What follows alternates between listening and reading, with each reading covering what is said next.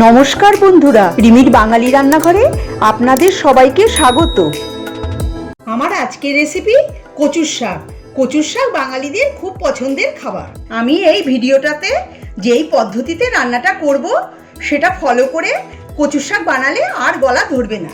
একটা লাইক দিয়ে চলুন তবে দেখে নিই আমি কিভাবে এই রেসিপিটা বানাবো।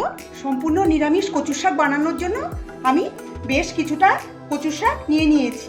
কচুর শাকে আমি খোসা ছাড়িয়ে এরকমভাবে পিস পিস করে কেটে নিয়ে ধুয়ে জল ঝরিয়ে রেখে দিয়েছি। কচুর শাকটা বানাতে আর যা লাগবে, এক বাটি ছোলাকে আমি ওভারনাইট ভিজিয়ে রেখেছিলাম। তারপর প্রেসার কুকারে 2টো সিটি দিয়ে সেদ্ধ করে নিয়েছি। আর নিয়েছি 2.5 টেবিল চামচ নারকেল কোড়া। ফোড়নের জন্য নিয়েছি 1/2 চা চামচ কালো জিরে আর 2টো শুকনো লঙ্কা। সবার প্রথমে কচুর শাকটাকে সেদ্ধ করে নেব। প্রেসার কুকারে একটা সিটি দিয়ে কচুর শাকটা সেদ্ধ করে নেব। তার জন্য প্রেসার কুকারে দিয়ে দিচ্ছি কচুর শাক, আর দিচ্ছি অল্প পরিমাণে লবণ। এটা সিদ্ধ করার সময় আমি জল দেব না। এবার ঢাকা বন্ধ করে একটা সিটি দিয়ে নেব। কচুর শাকটা সেদ্ধ হয়ে গেছে, গ্যাসটা আমি বন্ধ করে দিচ্ছি। এটাকে আমি একটা স্ট্রেনারে জলটা ঝরিয়ে নেব। কড়াই বসিয়ে দিয়ে দিচ্ছি 3 টেবিল চামচ সর্ষের তেল। রান্নাটা আমি সর্ষের তেলেই করব। তেলটা ভালো করে গরম হলে দিয়ে দিচ্ছি কালো জিরে আর শুকনো লঙ্কা। কালো জিরে আর শুকনো লঙ্কাকে কিছু সময় ভেজে নেব। কালো জিরে আর শুকনো লঙ্কা ভেজে নিয়েছি। এবার দিয়ে দিচ্ছি 1 টেবিল চামচ নারকেল কোড়া। নারকেল কোড়াটা দিয়ে গ্যাসের ফ্লেম লোতে করে হালকা করে ভেজে নেব। খুব বেশি লাল করে কিন্তু ভাজবেন না। নারকেলটা ভাজা হয়ে গেছে। এবার দিয়ে দিচ্ছি সেদ্ধ করে রাখা কচুর শাক। কচুর শাকটাকে আমি স্ট্রেনারে হাতার সাহায্যে চিপে চিপে সব জল বের করে নিয়েছি। এবার কচুর শাকটা দিয়ে দিচ্ছি। এই রেসিপিটা কিন্তু আমি সম্পূর্ণ নিরামিষভাবে বানাচ্ছি, এতে কোনো পেঁয়াজ রসুন থাকবে না। সেদ্ধ করে রাখা কচুর শাকটা দিয়ে ভালো করে নাড়াচাড়া করে নেব। এবার গ্যাসের ফ্লেম বাড়িয়ে খুব ভালো করে কচুর শাক মিশিয়ে নিতে হবে 3 থেকে 4 মিনিট। এরকম করে এটাকে মিশিয়ে নিতে হবে। ভিডিওটা পছন্দ হলে সাবস্ক্রাইব করে বেল আইকনটি প্রেস করে দেবেন। 4 মিনিট আমি হাই ফ্লেমে এটাকে মিশিয়ে নিয়েছি। এবার দিয়ে দিচ্ছি 1/2 চা চামচ হলুদ গুঁড়ো,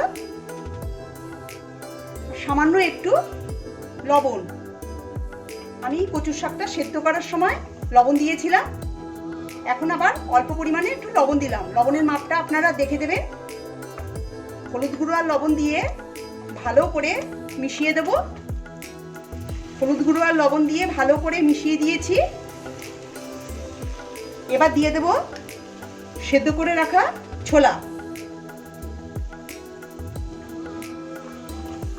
ছোলাটা দিয়ে ভালো করে মিশিয়ে নেব। আর গ্যাসের ফ্লেম মিডিয়ামে করে 2 থেকে 3 মিনিট এটাকে কষিয়ে নিতে হবে। আর অনবরত নাড়িয়ে যেতে হবে, না হলে কচুর শাক পুড়ে যেতে পারে। এখানে আমি কোনো জলের ব্যবহার করিনি, কচুর শাক থেকে জল বের হয়। 4 মিনিট আমি এটাকে কষিয়ে নিয়েছি। এবার দিয়ে দিচ্ছি 1 টেবিল চামচ চিনি। চিনিটা দিয়ে ভালো করে মিশিয়ে নিচ্ছি। আপনারা যদি মিষ্টি পছন্দ না করেন নাও দিতে পারেন। চিনিটা দেওয়ার পর গ্যাসের ফ্লেম মিডিয়ামে করে আমি আরও 5 থেকে 6 মিনিট এটাকে নাড়াচাড়া করে নেব। সম্পূর্ণ জলটাকে ভালো করে নাড়িয়ে নিতে হবে, তাহলে কচুর শাক খেতে গেলে গলা ধরবে না। আর এটা নাড়াচাড়া করে কষিয়ে নিতে হবে। কচুর শাকটা কষাতে কষাতে দিয়ে দিচ্ছি 3টে কাঁচা লঙ্কা চেরা। কাঁচা লঙ্কাটা দিয়ে ভালো করে মিশিয়ে নিচ্ছি। 6 মিনিট আমি এটাকে কষিয়ে নিয়েছি। কচুর শাকটা অনেকটা ড্রাই হয়ে গেছে। এবার দিয়ে দিচ্ছি 1.5 টেবিল চামচ নারকেল কোড়া। নারকেল কোড়াটা দিয়ে ভালো করে মিশিয়ে দেব। নারকেল কোড়াটা দিয়ে ভালো করে মিশিয়ে নিতে হবে। যেহেতু এটা নিরামিষ রান্না, তাই আমি নারকেলের ব্যবহার করছি। আপনারা যদি নারকেল পছন্দ না করেন তাহলে নাও দিতে পারেন। নারকেল কোড়াটা দিয়ে ভালো করে মিশিয়ে দিয়েছি। এবার গ্যাসের ফ্লেম বাড়িয়ে 2 মিনিট আমি এটাকে আরো কষিয়ে নেব। নারকেলটা দিয়ে 2 মিনিট কষিয়ে নিয়েছি। জলটা একদম শুকিয়ে গেছে। কচুর শাক কড়াই থেকে উঠে আসছে, দেখুন। গ্যাসটা আমি বন্ধ করে দিচ্ছি। তৈরি হয়ে গেল সম্পূর্ণ নিরামিষ কচুর শাক। ওপরে একটু নারকেল কোড়া ছড়িয়ে কচুর শাকটা পরিবেশন করুন। নিরামিষ দিনে গরম ভাতের সাথে এই রেসিপিটা খেতে খুব ভালোও লাগবে আর গলাও ধরবে না। আমার আজকের রেসিপি যদি ভালো লেগে থাকে তবে কমেন্ট করে জানাবেন। নতুন বন্ধু হয়ে থাকলে আমার চ্যানেলটিকে সাবস্ক্রাইব করার অনুরোধ জানালাম। পাশে থাকা বেল আইকনটি নিশ্চয়ই প্রেস করে দেবেন।